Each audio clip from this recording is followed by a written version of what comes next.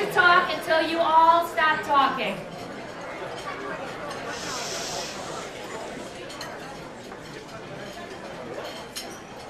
Yeah? All right.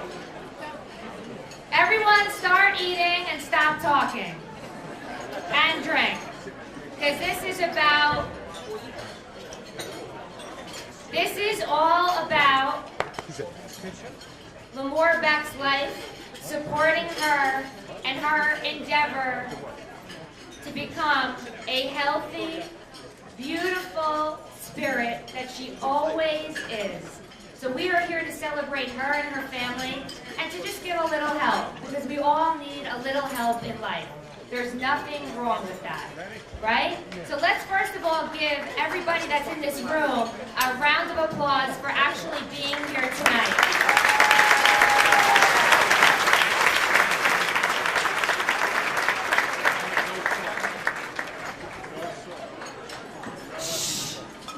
This is not about me. This is not about how strong my muscles are. This is about Limor Beck. So please give me a minute, because this is really important. We're here for a reason. It's not just a social gathering. This is about helping one of the most amazing people I've ever met in my entire life. And I don't say that lightly. Can you sit down? Because now I'm going to start talking out and telling people. Can you sit down, please?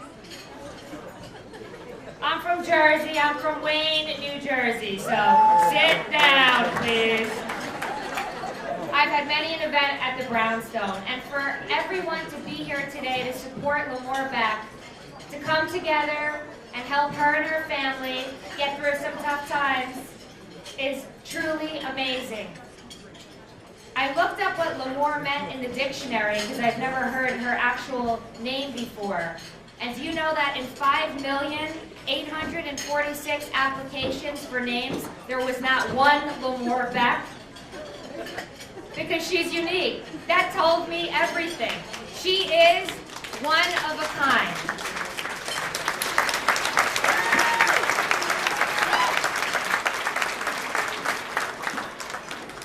But Limor means to change. And if anybody knows Limor, that's exactly what she's good at. She adapts, she changes, she molds to the situation, and she's doing it with courage right now, with her fight to regain her health and her strength.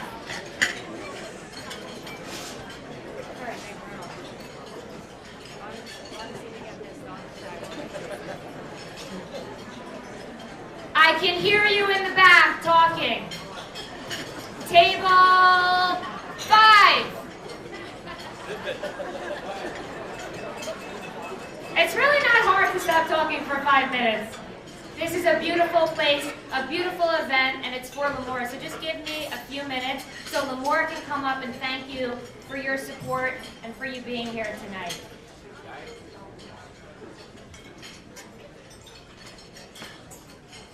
When I think of Limor, I've been her friend for over 20 years. I met her at the Can Do Gym in Wayne. And if anyone knows Limor, she's working out 24 hours a day. That's how I met her. I just happened to be there by happenstance. But she was also always consistent and working out, and we became instant friends. And when I think of Limor, I think of somebody who is one of the strongest human beings that I've ever met. She faces adversity, looks adversity right in the eyes, and winks at it. She's one of the people that you want to be friends with, that you want to be around, because she smiles, and she laughs, and she's got the cutest voice in the world. She's infectious, and her spirit is indomitable. Even though she's going through a difficult time, she's not only made it a plight to fight it tooth and nail, but she's educating herself and imparting wisdom to other people that are going through the same thing that she's going through. Who does that? I know I couldn't, but Limor Beck does. That's the kind of human being she is. Her spirit is unbelievable, and if you know her, and I think most of the people in this room probably do, you know what I'm talking about. So I looked up another thing on the internet on the way here, and it defines who you are. You are generous, a leader, maintains spirituality, you think of others, you're very persuasive, and you are. If anyone knows her and her family knows she's persuasive. Detailed, well organized, has a practical approach to life. She's a pillar in the community. She's always smiling and laughing and looks at the glass half full. That is you, my friend. You are a testament to everything that matters in our lives. And for me to be standing here before you in front of 500 people, which is nothing, to me is a true honor, and I am grateful for your friendship and your courage. And what you teach all of us every day is to never give up, do it with a smile, and make sure that your priorities are in check. So for tonight, we all salute you.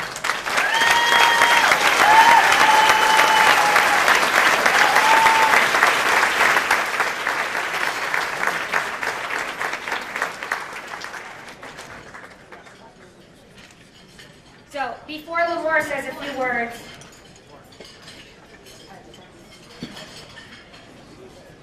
I have an email to read from Limor's aunt from Israel, and I heard if I didn't read it, I'd be in big trouble.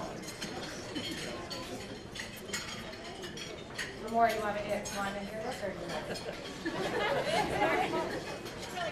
yeah.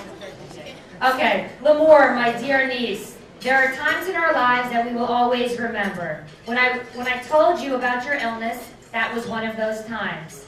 What to say, how to encourage you. After I collected myself, the telephone conversations with you started. I have learned with the years and from you that there is no place for anger or disappointment. This is the situation, and we have to overcome it. I was inspired by your fighting and optimistic spirit that I always knew you had since you were a tomboy in your childhood. I felt and knew that this was your war that you could win and overcome. Every phone call you mentioned the wonderful support and love that you have received from friends and family, and how much strength and support it is for you.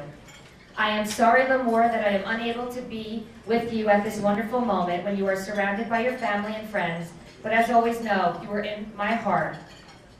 Thank you to all that are present that have come to Samor and give a loving hand to Limor and her family. Please be blessed. We in Israel, Limor, hug you and send you our love and kisses, always with your Aunt Marguerite and children.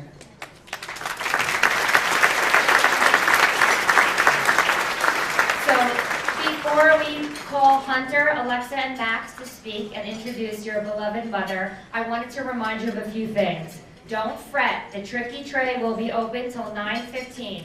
Just do me two favors. Make sure your name is on the back of the ticket and your table number, because winners won't be called. They will be drawn and brought to your table. We don't play games at this tricky tray. We bring the gift to you at your table. Also, the silent auction ends at 9:30. We accept Visa, MasterCard, and American Express for the live and silent auction items.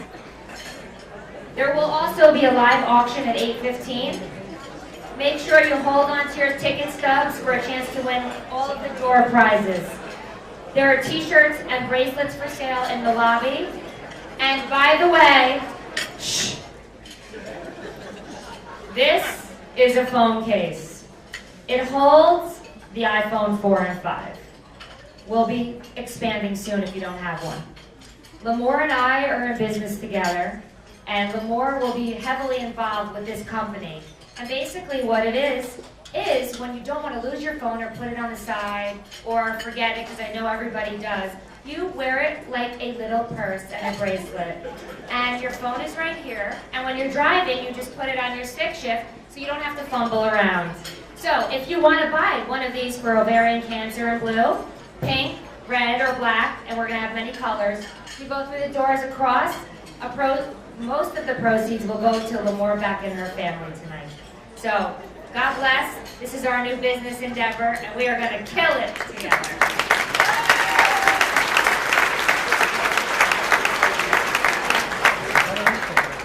So now let me introduce three of the most beautiful human beings I think I've seen tonight. Alexa, Max, and Hunter, come on up.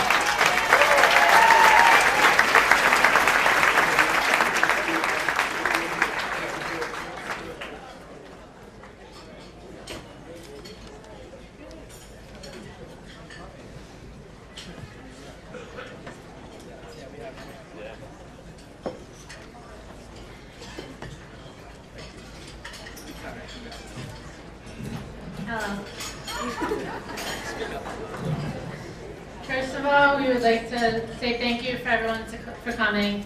You have no idea how appreciative we all are for all the love and support you have given us in our time of need.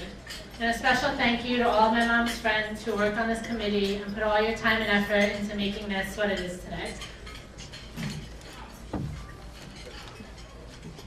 In our humble opinion, disaster couldn't strike a more undeserved person. Disease can sneak up on anyone, but not everyone is lucky enough to have her be surrounded by love and support throughout a difficult journey.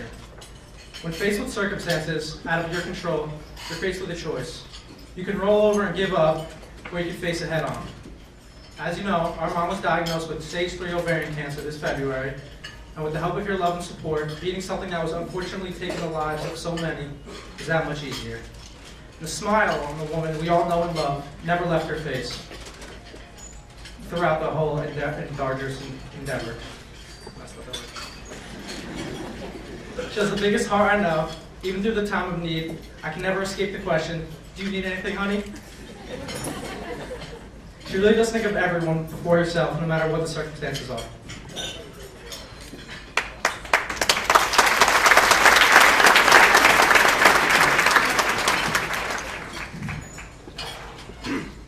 At first, this whole situation was way over our heads, and we couldn't even comprehend the magnitude of the illness. Bad news never has good timing. Her diagnosis came as such a shock. Looking for answers, questioning why all good things happen, or bad things happen to good people, we never understood, but it all makes sense now. The hardest endeavors are conquered by the strongest people. The strongest people are the ones you don't even know are dealing with hardship. And our mom wakes up every day, fights, and keeps her good spirits. With her positive attitude, who knows what the results could have been. Cancer isn't something she wanted to deal with. We all know that she doesn't need any more stress in her life. So whenever you're having a bad day or life is rough and you just think that you just can't get through it, just think of this woman. Without her, I don't know where I would be today. I want to relay one message that I understand more vividly at this point. We are all faced with circumstances, some harder to cope with than others. It's not your circumstances that define you. It's how you bounce back and prove to everyone that nothing can make you weak and nothing can make you quit.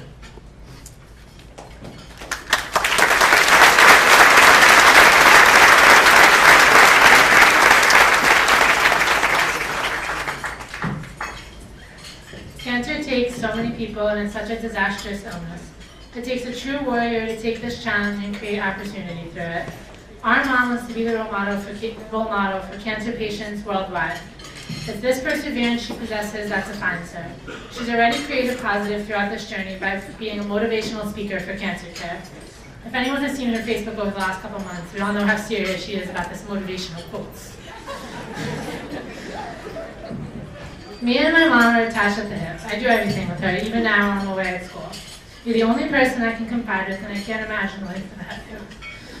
Take things one day at a time and never quit. Remember to have hope and faith through any obstacle you're faced with. Please give a warm round of applause to the most beautiful, strongest, most courageous woman I've ever met. Our mom, your friend, and my best friend.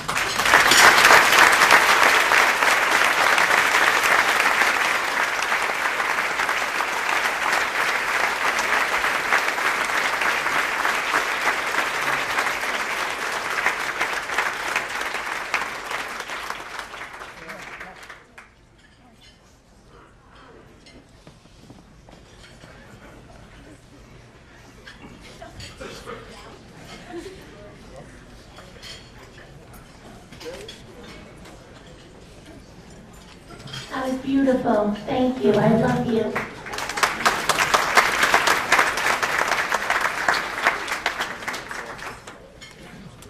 In February 2012, I was scheduled for my yearly gynecological routine visit. I was a little concerned because while I was trying to enjoy intimacy with my then boyfriend, I was in pain. I knew this was not the way I was supposed to feel, so I was looking forward to going to the doctor.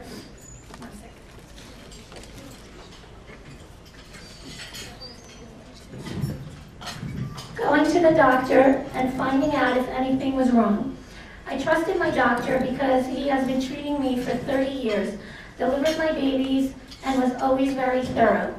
As I patiently wait, my name is finally called to go in. The doctor comes in and checks me. We make small talk, and then he informs me that everything is okay with the exam.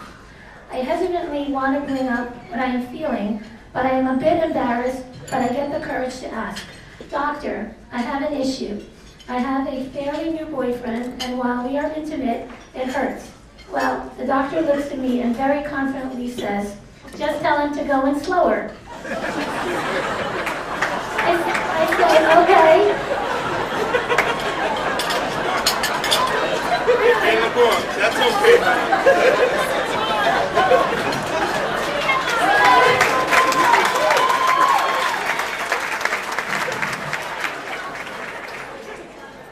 I say, "Okay," because I trust him and would never think to question him further. Never would I think it could be anything else. I am slim, exercise regularly, keep in good shape, eat properly, so that was the end of the appointment. I leave and continue on with my day. Since then, I continue my life. I am continuously having issues. During sexual relations, it continues to be painful. The whole time I'm thinking about the fact that the doctor said nothing was wrong. Months go by, and now my pain gets worse. I start to have stomach aches after a meal, and I just lay down. I was having some constipation issues, but thinking nothing can be wrong because I have no other symptoms like a bloated stomach or feeling tired or sick, just pain and constipation. Fast forward to 2013 in February. A year goes by, and now it's time for my yearly gynecological visit again. And I'm looking forward to my checkup, and so to let the doctor know that my pain is still there, but now it's worse. When I see the doctor, he's ready to tell me again that everything is okay. But now I am concerned, so I tell him that I am still having that pain that I had last year, but now it is worse. He then says, "Let's do a sonogram just to make sure everything is okay." It was a rainy, stormy February day, and some patients were not able to get into the office. So I was able to get my sonogram right there and then. I wait for the results, and a half hour later, he calls me to the office and says, "Well, there is something there. Your right ovary is bigger than your left one. So now we have to do a screening." I say, "What's a screening?" He said, "A blood test for ovarian cancer." Now I start to really worry, but I think maybe it's just a cyst or a fibroid. Never ever would I think at 45 it could be ovarian cancer. Well, the weekend goes by, and of course I am on the edge of my seat waiting for the blood work. My doctor goes away, so I call the office to ask for the test results, and if another doctor can call me. I get a phone call about an hour later from the office, and the doctor says, "Limor, we are very concerned. Your CA-125 test came back at 287. Normal one is 125. Therefore, I want you to go to the Valley Hospital tomorrow and get a CAT scan on your stomach, and then go to see Dr. Beck, a gynecological surgeon for cancer." Now it's starting to get really scary and real. I come home and break down in front of my 3 kids. The emotions just took over. I was able to get the appointment the next day, and by the end of the next day, I was diagnosed and scheduled for surgery. The thing with ovarian cancer is they don't know what they are dealing with until you have your surgery. And during surgery, the pathologist is there and can check the cells and growth that they take from you to give you an initial diagnosis until the full pathology report comes back. Dr. Beck said maybe he wouldn't even have to take both ovaries out, so I would not be forced into menopause. I was anxious for my surgery. March 5th could not come soon enough, but it did, and I ended up having a full hysterectomy. The cancer was everywhere. I had it on my ovaries, my fallopian tube, and even a part of my colon had to be cut. That is what was causing the constipation. Cells in the stomach tested positive. It was stage 3B ovarian cancer. The growth was 15 centimeters, the size of a baby's head. This particular cancer doubles in size every 120 days. In 1 year, it doubled 3 times. Imagine the difference it would have made if the doctor did not dismiss it back in 2012, just a year ago. Staying in the hospital recovering was tough, but all I kept thinking about was getting better and beating cancer. The doctor told me that attitude, diet, and exercise is what will get me through this unfortunate ordeal. I was determined to not let this change my life, just slow it down for a bit. I have 3 wonderful teenagers and I could not let them down. My son was a sophomore in college, and I have twins, a boy and a girl, who were graduating high school, and this was the best year of their life. I have been divorced for 10 years, a single mom, and have been there for my kids every day of their life. I had to be strong, and I had to show them that being a good role model is how we were all going to get through this. I was scheduled for 6 cycles of chemotherapy. They consisted of a big treatment of carboplatin and Taxol and 2 Taxol treatments every week. A total of 18 weekly treatments of chemotherapy. The countdown started, and every week after each treatment, I was 1 day closer to getting healthy. Now I had to get tested for the BRCA gene because I was so young to get diagnosed with ovarian cancer, and I knew in my heart that it was going to be positive, and it was. My next steps after chemo is a double mastectomy and reconstructive surgery to prevent getting breast cancer. When you are BRCA1 positive, there is a 44% chance of getting ovarian cancer, which I already did, and 87% chance of getting breast cancer. So I am very eager to take care of this because I do not want to go through this whole treatment all over again. Losing my hair and my eyebrows and eyelashes did not keep me from not wearing my wig. I thought I would never leave the house without. But it was summer and it was just too hot. I just walk around looking the way I do, and every day I say, hair is overrated.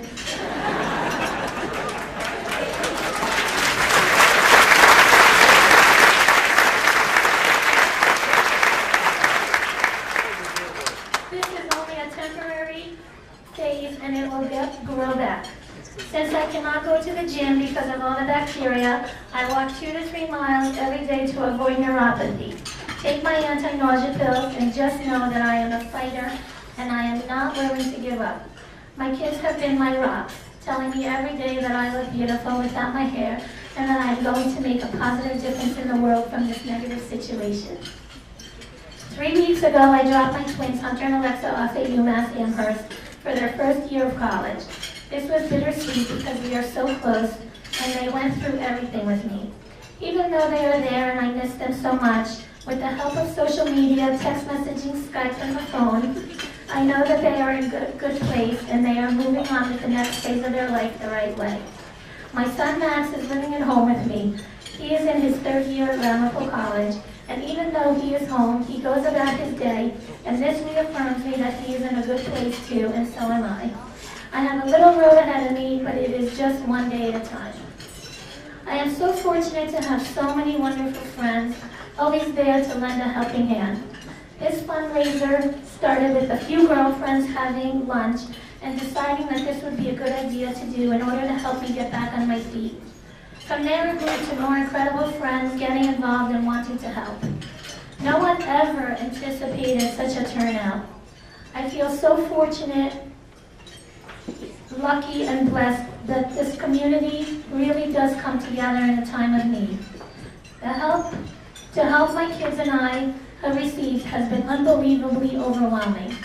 When I was in the hospital and during my treatments, dinner was sent to my house from Positano, the Brownstone, Corrados, and Mark Rosenkrantz, who was our Sunday night chef, and Lisa, his wife, for letting him share his delicious, tasty talents. Not only was the food delicious, that's the one thing I never lost, my appetite. But it was so appreciated. I started getting so much support from so many people in our community, not only financial but emotional support too.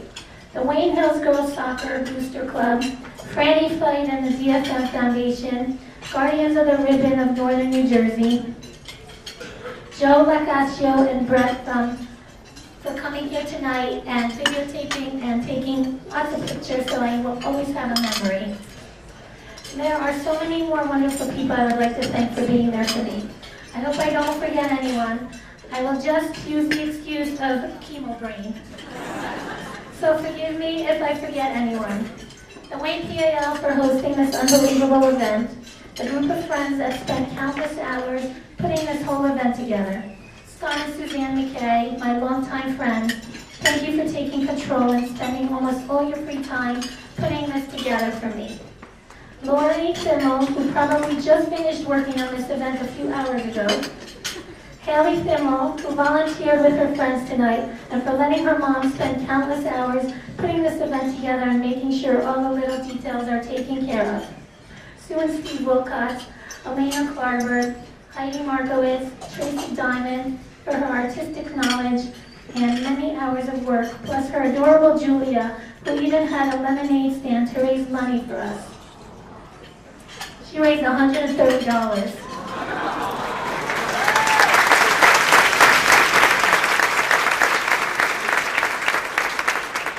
Jeff Beck for getting at least half these people here to support us.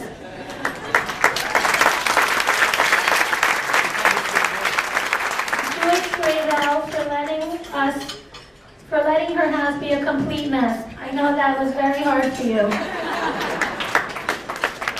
Working so hard with Amy Lebsoter, Carolyn Zager, Cindy Wilson, and their kids on putting together these beautiful baskets for the tricky tray. Jackie Beck Joseph, who made these delicious treats at your table. 500 of them. Wow.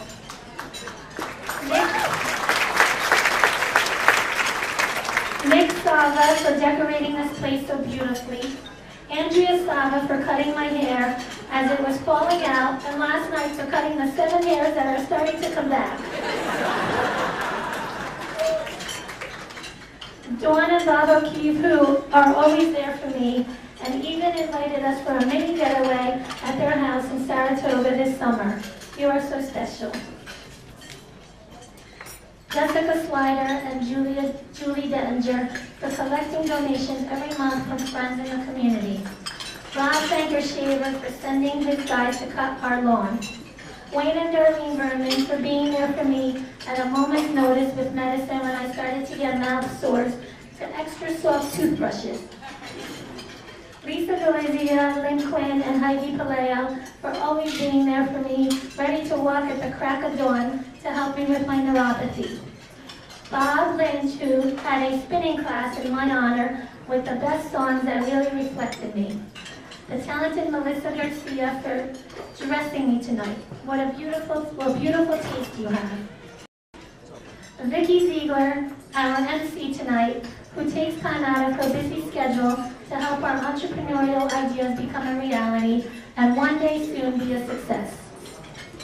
All my friends who I have not mentioned, you know who you are, helping to get all these wonderful donations and for simply being there for me whenever it gets together for lunch or dinner. A text message, a phone call, a message on Facebook, posting words of encouragement and love, Instagram, and all your prayers and well wishes. You have no idea how it impacts my life. I am truly touched and so lucky to have you all in my life. I love you and could not pick a better group of special friends. Our special guests, Joe Morris, Leonard Marshall, I don't know if Sean is here, Harry Carson, you being here means so much. Usually we have to pay you, so thank you.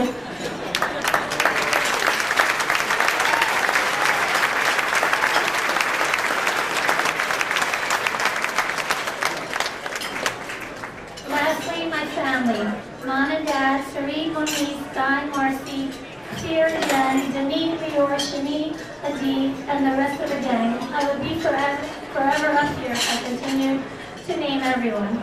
Ramon, who flew from Israel just to be a part of this for us. I love you all so much. You are always there for me unconditionally every step of my life. The good times and unfortunately battling this unexpected hurdle. There are no words to express how grateful I am. Like I said before, my 3 kids, Max, Hunter, and Alexa, having the 3 of you is the biggest blessing in my life. The way you handle this obstacle that was brought upon us all makes me so proud. Thank you for always being there for me, making me feel beautiful, and showing me how mature you are, being strong, sensitive, and helping me deal with this unfortunate journey in a positive, optimistic way. You are my rock and the reason I am fighting so hard. I can't picture my life without you. I love you all with all my heart.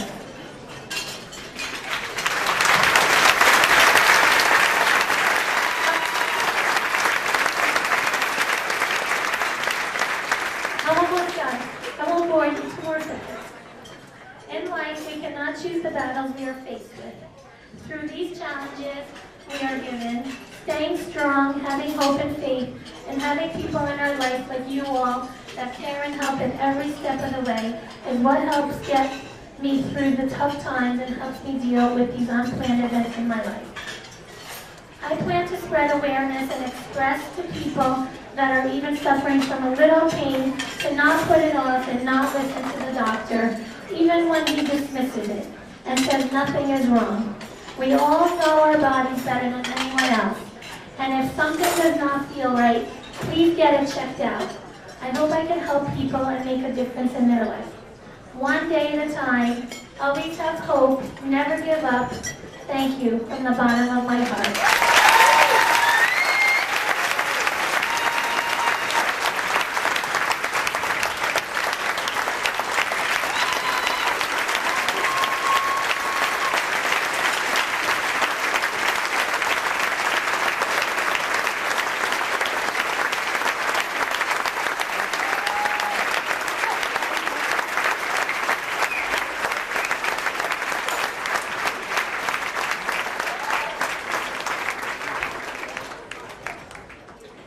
Okay, we're going to give you a little while to eat, and we'll come back with a live auction with a special guest.